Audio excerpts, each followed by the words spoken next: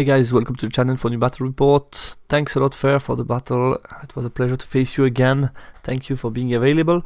This was the first of a couple of practice games that I did before WTC, so this was my approach in the recent big tournament. I always wanted to, once I have my list fixed, basically do a couple of training that I pick carefully, thinking about some matchup that I want to try or validate some estimation where I've doubt about my estimations. I just don't want to be as well prepared as I can before a big tournament, basically. And that's also the idea behind this test, getting to know better KOE and getting some learnings on the matchups. So my list, it's very similar to the one I played at Bellum Lacum, just add a couple of small details since I won a couple of points since the update. Just to add a standard banner discipline on the unit that is out of the bubble, and then another MR point on the Mervets and a shooting weapon on the Great Khan. Basically, that's it. My opponent's list, so he's playing two lords. One of them has the new Divine Judgment that does +2 strengths. He has the Tabard, so he can resurrect one time, so to say. A lord with Tristan Resolve that can break some weapon. A Master Druidism, a mounted BSB that can heal 38 levies. They had, instead of Spear and Shield, they had Halberd, 6 Feudal Knight, full command, 24 Archer, 8 Sergeant, 10 Quest with Roland and Rending Banner, 5 Peg Knight with Hereditary as a bounce spell and Ban of Speed to have a very good zoning threat that can charge far away, and that's a scary unit for me. And the Sacral Liquidary that is just, it's very, very good. I think it's a good point for value and making the Levies unit very, very resilient, basically with minimize check. We played All the Ground. I asked him to try that. Also something I'm trying to do in my trainings, try to pick carefully what kind of secondary objective I want to play to make sure there is enough action for the battle that I have some good learnings. Because if it's just to say, okay, we're going to play cat and mouse, and then I learn nothing on the matchup. So that's something I want to avoid. So we play on the ground and randomly came on the diagonal, which was going to be interesting because he can charge quite far. I picked the following. Debated a little bit whether or not I should pick a Wrath of God instead of, for example, Trial Face. But I thought Trial Face basically deny a little bit the option for his character to move out of the unit, sure. But other than that, it's not so good. And still, Wrath of God is always going to be scary for big unit because you don't want a Wrath of God in your back, basically. So I decided to go for that. Matchup analysis. So he can charge far, he can hit hard. I know KOE, and I know why I usually don't like that much the matchup for my Ogre Khan because I'm also very dependent on the charge, and if he gets the charge against me, it means very often that I break. So it's going to be an advantage for the map control for him and also for All the Ground, basically. So that's why I would like rather to counter deploy and play second, because also the fact that he has a low amount of drops mean that I should be able to get that, because even if he forced me to deploy first and I could just put some darts, and at some point he will have shown me too much and he will be kind of forced to drop. So I think with my 10 darts I should be able to contest, because his list is quite tiny, he hasn't much scoring. Tabard make, I think his lord slightly better than the Great Khan. Basically on the charge he shouldn't kill me in one go, and then I should kill him, I guess, and then he resurrects and maybe kill me after. I wasn't sure though what's the rule with the new Divine Judgment. Does he keep his +2 strength and AP after he resurrect? Does he still count as having charged before? I need to read that again, but if someone has the answer, please put that in the comment. I would be interested. But I think it's a dicey fight. I'm not sure he wants that. I'm not sure I want that too. So I will try to put some distance between those two, which should be possible because I will be counter deploying most likely. Great Khan not necessary in the Tribesman, so Tribesman unit is not that good in this matchup. Basically, my Tribesmen want to fight some peasants, but against Night Boss, strength 4 AP1 is not that good. So Great Khan could be playing, for example, in the Mervets. He hasn't any dedicated chaff, but he can use like Sergeant and Feudal Knight to chaff me. So that's something I've been focusing a lot in the recent couple of games in tournament and also training, be better at chaff watch, basically following what the chaff could possibly chaff. And I think this has helped me a lot also to continue to improve. Pegasus unit is the main threat for me. Had in mind the fact that Tusker can charge almost as far, so I could be a good zoner, maybe, but yeah, he's flying, so he can pick where he wants to go. Freezing Aura, need to protect my Merc Vets. I think this is typically a game I haven't been using a lot, Freezing Aura from the Frosty for the Mercs recently, but I think this is typically a game where it matters a lot, because it can basically means that my Merc Vets can move forward because they hit before the Knights. Only the boss lords can go before me, and I think if I deploy my Merc Vets in a proper spot, I could be able to really move forward. My estimation of the matchup was slightly negative. I think he's better than me and at combat, charging further away, and we play all to ground. But I have more scoring units, so I think definitely I have some arguments too. Deployment.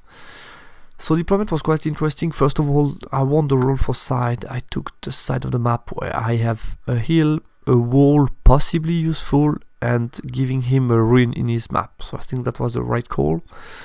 And then he dropped for first turn, which makes sense because, as you can see, he hasn't a lot of units. So he put the archer here, peasants with reliquary, and the damsel, unit of questing with general and BSB, Ordo Sergeant, the Pegasus unit with the Lord, and Feudal Knight. What surprised me slightly in his deployment is the fact that he counter my hill positioning that could be strong with the peg. I think this makes sense, but the fact that he keep them quite exposed. He has nothing strong to really close that flank, and I think if I were him, I would have considered maybe putting the Feudal Knight here down south to force me to think about them and not be able to push hard against the infantry part of his list. So my counter deployment, first drop will be the tribesmen. Basically, I wanted to make sure that I was going to be able to target the peasants, so I put me down the south, some distance between the Great Khan and his fighty lord. Basically, all the cavalry is the top, all the infantry in the south, so I put my good tools in the south. Giant, I could have found a good position here, try to be annoying, but I thought he might just turn around the feudal and zone me for all game long, and I can do nothing because I cannot get charged by them, which is annoying. And I felt to control the top part of the board, Merc Vets would be enough, basically, because I can shoot them. If they want to move around, I shoot, and at some point he will fail some panic, basically, and he cannot charge me as long as I'm within 9 of the Frosty.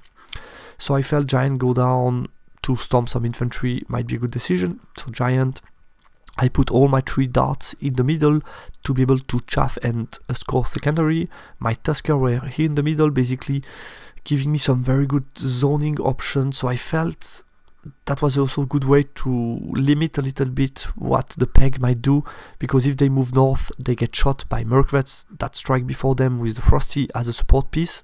So I felt that's not so welcoming area where he wants to move in, basically. And if he decides to move towards the middle, I have my Tusker that are charging quite far away. So I felt that was a good call. Shaman BSB are here in the middle to give 18 everybody have some range with magic, and they can move out after because he has almost no range damage. And my Merc Vets are alone here on the top. Basically, to close the top part of the map, I felt okay with them. I just kept, as you can see, might surprise you, but a lot of my units are further deep than the starting line. Basically because I wanted to give him no good charge turn 1, and I wanted to be sure that he cannot escape my line of sight, and most importantly, I wanted to be sure he cannot chaff me. Meaning, if they move 16, the Tusker can still charge out to any of these units if he moved too much forward, which was, I think, for me very important. And the same, mostly for the Tusker, that was the main idea. And then the rest was just, to be here out of line of sight with all the small unit, and them just covering the top to make sure he cannot escape my line of sight. He's turn 1. So as I've often said, you've made a good counter deployment if the opponent in turn 1 doesn't move much. And this is what he did, so I think that was a smart choice to move away the feudal, because basically here they will get shot and at some point fail a panic and go off the board. So he turns around, move away, keep the Pegasus more or less in the same spot. decided to move back the Duke to protect a bit this weak flank, because I have opportunity to push hard, so I think that was the right call, and the rest didn't move much. In Magic Phase, he got off throne, I dispelled the d6, and he got Stone Skin on the peasant, but that was a long charge, like a 10.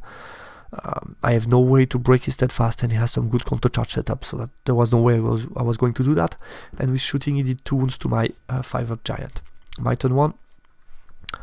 I left some of the arcs, but you can see it's quite interesting. So I moved my giant as far forward as I could to threaten the flank of this unit and the front of this one to be ready to have a charge no matter what turn 2.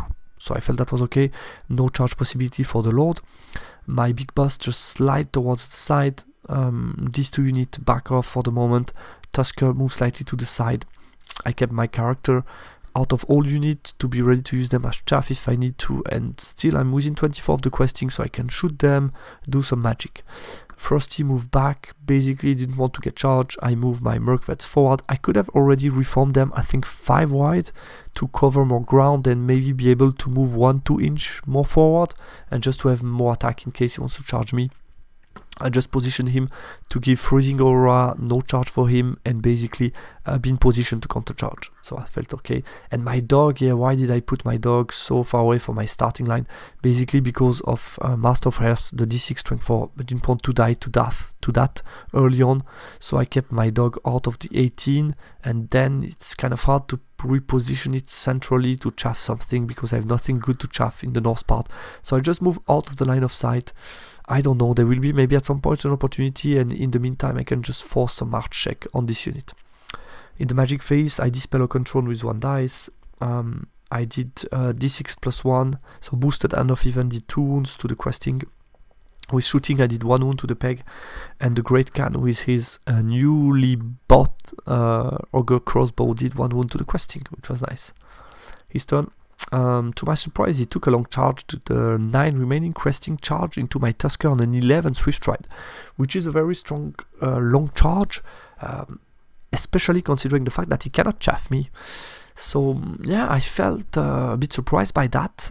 I decided not to flee because I'm not even sure that he can break me, and the overrun pass give him to nothing. So even if he goes in, breaks me, first of all I should hurt him badly, so there should be only a couple of them remaining, and if he failed the charge he's in a bad shape, and then I can charge him. So I felt that was a big risk for him. Took the charge, failed charge, and since he was exposing his flank to my guys that moved to the side, he marched his peasants to give me a front charge to them. They moved slightly back to shoot me. He repositioned the Duke to counter charge no matter what, repositioned the Pegasus to also offer some counter charge possibilities, and reposition them to just zone me and force me to think twice before I want to push hard forward. In the Magic Phase, I Binding Scroll Stone Skin because I want to engage combat. I mean, here it's an automatic charge, that's a short charge, that's a 6 Swift Stride. I felt if all 3 go in without Stone Skin, I think that could be the game already. So I Binding Scroll Stone Skin, I Dispel Control, he get Hereditary off, and then Master of Hers did like 4 wounds to this tribesman. Didn't matter much for me. My phase. So shooting did nothing to my giant, which was nice. My phase. I took a couple of charges and I failed. I rolled 2-2, which was very disappointing because I think that was a huge opportunity. I use this unit of Bruiser that was in tribesman that was in position to be ready to chaff or flee, depending what he does. Just came here to chaff him with no overruns against nothing. And then I took the double charge. He had giant in the flank. I debated a little bit, should I go to the archer, but I think this is the fight that I want to have. And I also checked quickly that the giant can reform in a position most likely where the Pegasus cannot charge me, because what I wanted to avoid is a counter charge of the Lord here in this spot and the Pegasus here. I think that would hurt if I'm alone against this fight. So I think that was giant will offer me some nice opportunities. I didn't take any wounds from the DTs, which was nice, so I only took 2 wounds until now. Reform my Mercvets, move 6 forward to shoot at stuff, and then push another unit to the center, so I have 1, 2, 3 scoring. Within 6 he has only 2, so I will win a first point. and basically by putting my merc that way, I would be able to shoot at them, want to kill 2 or 3 of them to make sure that if he charged them on a middle range, then it doesn't kill me, basically because I have some high strength attack. Reposition the dog to force some more march check, and maybe at some point I might have a combo charge opportunity where I can then make a flee pass toward one side and get some good pursue. You never know. In the magic phase, I got hereditary on my tribesman. I was lucky. I got a high roll with 3 dice, like a 16, so that was crazy high. He let that go, which was nice. I failed then on the Fiven, and that was it for magic. Shooting, I kill only 1 with 12 shots, only 1 of the Feudal Knight. And then close combat, yeah, I kill a lot of them because he has only resilience 3. I'm on 3+ to hit because of paired weapon, and still I think he has defensive 2. Yeah, I did a lot, but what I didn't like is the fact that I fluff with my Great Khan that was repositioned here before charging. Basically I wanted to kill the reliquary. I put all my attack on it, and with 5 attack on 3+ 2+, and then he has a ward like 5 up, I think. I did only 1 that wounds, and then I rolled 3 wounds, but he's still alive, meaning he has a break check steadfast on the 8 minimize, which is okay. And then I reform to do what I told you before. So his turn, with this reform, there is no way the Pegasus can charge this unit, and they cannot also charge this one because it's a flank, and there is no way he can clip here. So I felt that reform with the giant was nice. He surprised me a lot, but he told me after he thought he had another build on the Duke. He thought he had multiple wound against the giant, and on the list he has no multiple wound, meaning with 5 attack I have 5 wounds left. I have parry, so he's on a 3+ 2+, and then he has a couple of levies attack, and if he doesn't kill me, I might do a lot of combat res in this unit and he might break. So I was quite surprised by that. He took the charge against my chaff, took the charge of the Feudal Knight against the Bruisers, and used them to chaff the Mercvets. And these guys had nothing good to do, they just repositioned to countercharge stuff.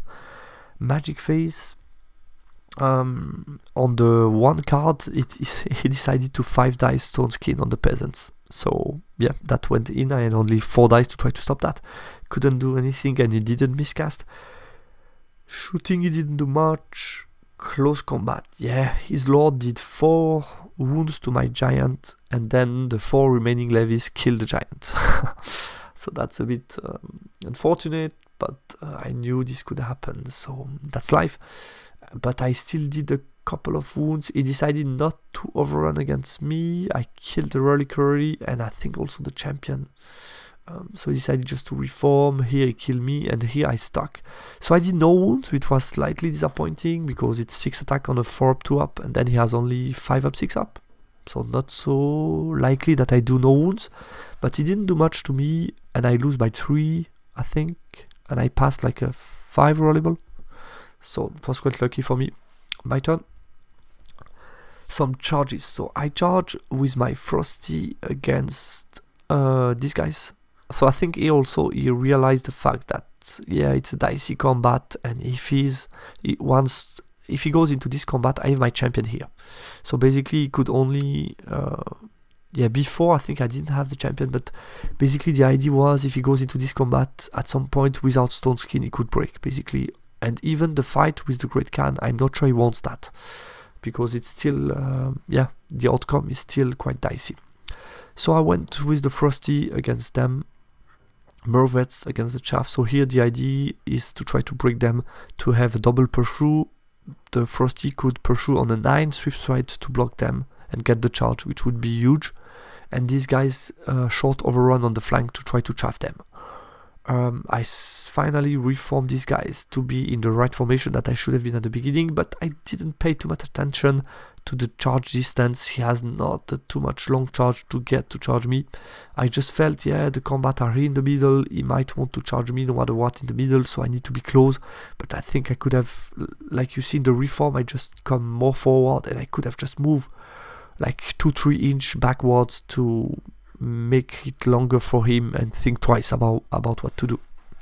My magic phase, once I realized that I got hereditary off on the Tusker, he dispelled -1 resilience on his peasants, and I got +1 rod of battle on my tribesmen.